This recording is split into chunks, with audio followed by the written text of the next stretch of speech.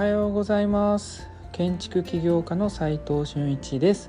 空間デザインを中心に奄美大島で古民家ホテルを運営したり、コンテナ特許を取って建築を作ったり、集客とデザインの研究をする飲食店デザイン研究所の運営をしています。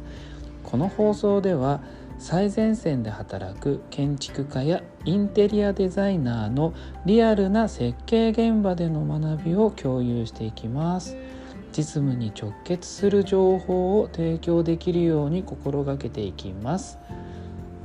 ちょっと時間を空いてしまったんですが、前回からの引き続きで空間が完成までにどんなことをしているのという全体スケジュール、設計者としての全体スケジュールのお話をしたいと思っています。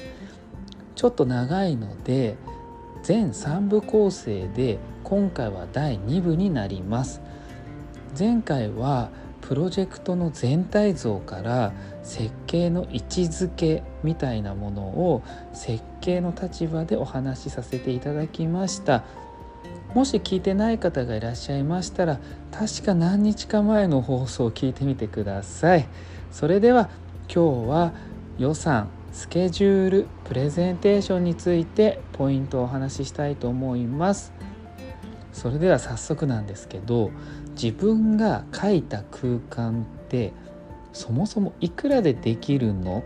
っていうこの答えに答えられるデザイナーって意外と少ないんですよね。これ一般的な人だと知らないんですかってなりそうなんですけれども、業界としてはそりゃ普通わかんないよねっていうのが本音かもしれないんですよ。で、普通わかりそうなもんですよね、本来であれば。だっていつも自分でデザインをして図面を描いて見積もりを取って現場に指示しているのに、実際なんで分かんないんでしょうかね。で、この事実を知ったのは、飲食店デザイン研究所っていう集客とデザインについての、ブランドがあるんですけれども、グループみたいなものですよね。で、そこのグループで他のデザイナーさんと一緒にお仕事だったり研究し始めたりしたことによって、私もそうなんだって知ったことなんです。そもそも他の設計事務所がどうやって仕事をしているのかなんて全く知りませんでした。だいたいどこも同じでしょって正直僕は思ってましたね。でも打ち合わせの仕方とか設計の考え方とか図面の描き方とか図面の現場への指示の仕方、もちろん CAD とかのツールとかもね、使い方も考え方も全く違ったわけですよね。でも学校では一律みんな同じようなやり方で教えてもらってたはずなんです。でもコスト、要するにお金については学校でも企業でもあんまり教わらないのかもなって、企業つってもその設計事務所っていう企業ですよね。で、そういったことに気づいたんですよね。でもそれに気づいたのが実際僕も独立した後なんですよね。遅いですよね。それだと結構手遅れかなって感じだったんですよ、自分にとっては。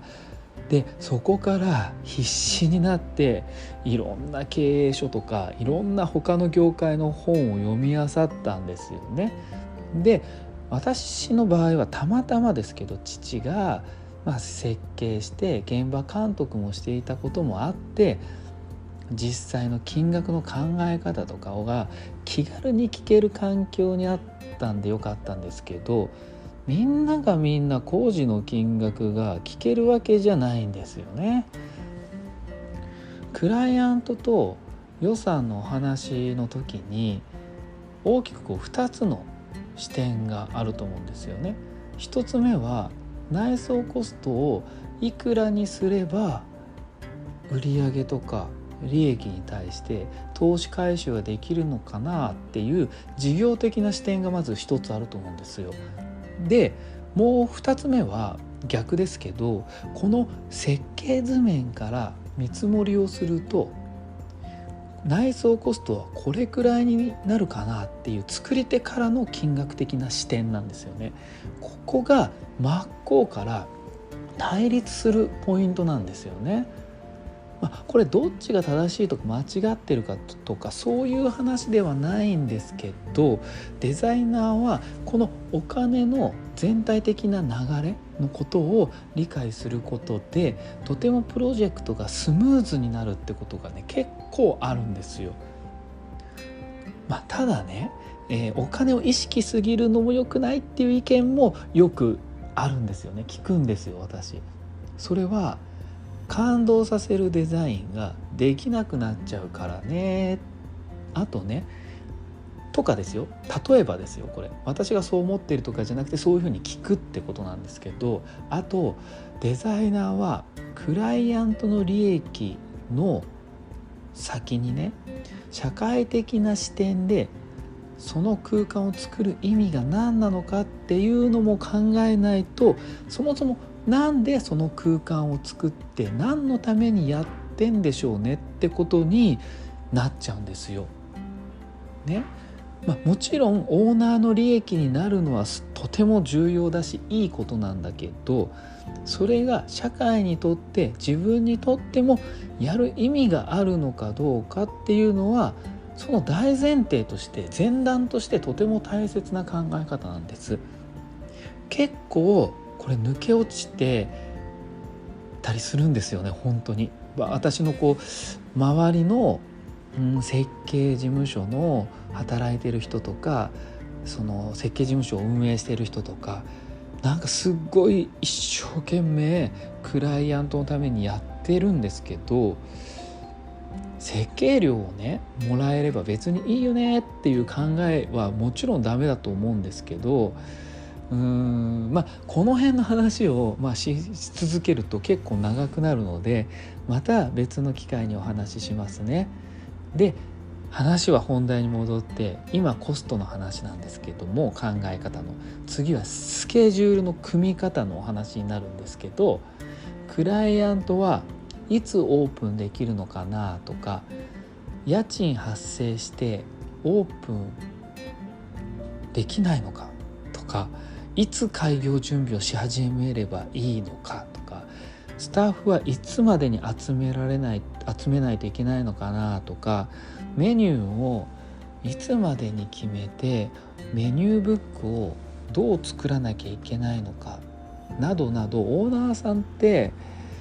スケジュールって結構いっぱい詰まってて心配なんですよね。私たちデザイナーがもしねこのスケジュール感っていうものがわからないってなるとクライアントはとても困りますよね。自分が何回提案すればこのデザインを通せるのかなとか、打ち合わせはどのくらい必要そうなのか、スケジュール的に図面はどのくらいで自分は完成させられるのか、そして見積もりを依頼してどのくらいで帰ってきて精査してお出しできるのか、はたまた確認申請とか消防検査の事前調査、保健所、ショッピングモールなら施設とか絡みの申請ってどの程度の時間がかかるのかで、そもそも工事期間はどのくらいなのかで、その後の検査とか補修工事はどのくらいかかるんでしょうねっていうようなスケジュール感を知っておかなきゃいけないですよね。でそしてそのお店がオープンするまでにはそれぞれいろんな想定外のことって絶対に起きるんですよ。それをできる限り想定してスケジュールを組むんですけど、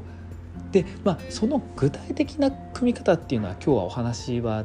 長くなっちゃできないんですけど、もし気になる方がいれば、LINE グループかなんかに入っていただいて、今のプロジェクトのリアルなスケジュール表とかがあるので、気になる方は覗いてみてください。で、次に空間デザインができてコストやスケジュールが組めると、ようやくお客様に説明するプレゼンテーションが組めるわけですよね。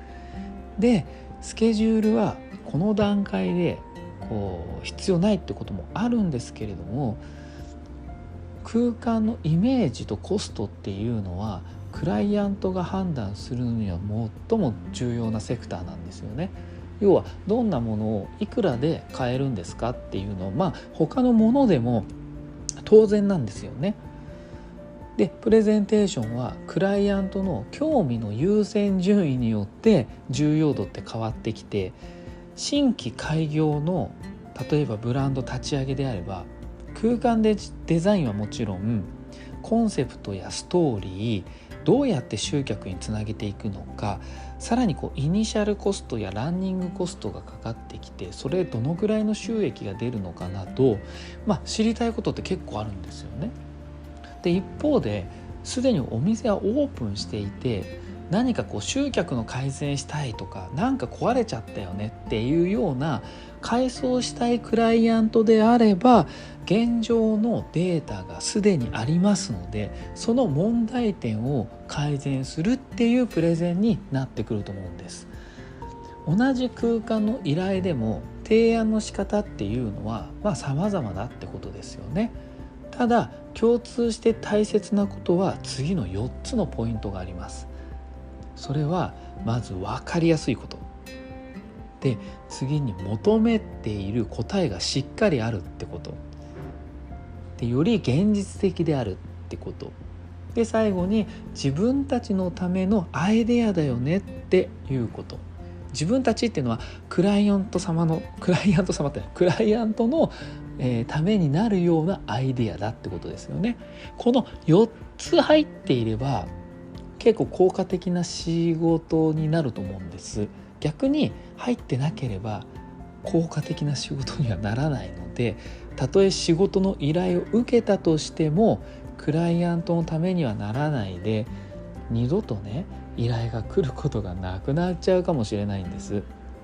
で、次にプレゼンテーションなんですけど、ヒアリングの次に相手とのコミュニケーションをする場なんですけど、お仕事をする上で大切なのは本当にコミュニケーションなんですよ。会話で相手をよく知るってことでめちゃくちゃ重要なんですよね。それはクライアントのことだけではなく、私たちデザイナー自身のことも知ってもらって、お互いに理解を高めた上で初めて信頼関係というものが生まれ、仕事につながっていくってことなんですよ。なのでプレゼンテーションのやり方っていうのは人それぞれ、本当に一般的にはオンラインでもオフラインでも、場を設けてやるんですけど、でもLINE とか Facebook とか今さまざまなツールがあるんで、その手法でもいろいろ自分に合ったプレゼンテーションっていうのを探すのも面白いかもしれませんよね。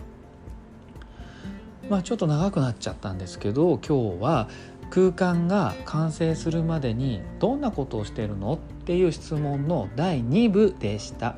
予算、スケジュール、プレゼンテーションについてのポイントをお話ししたんですけど、結論はですね、やっぱり予算はクライアントとデザイナーっていう2つの視点があるってことを知っといてほしいし、スケジュールについてはクライアント側とデザイナー側で何をするのかっていうことを事細かに把握するってことが大切ですし、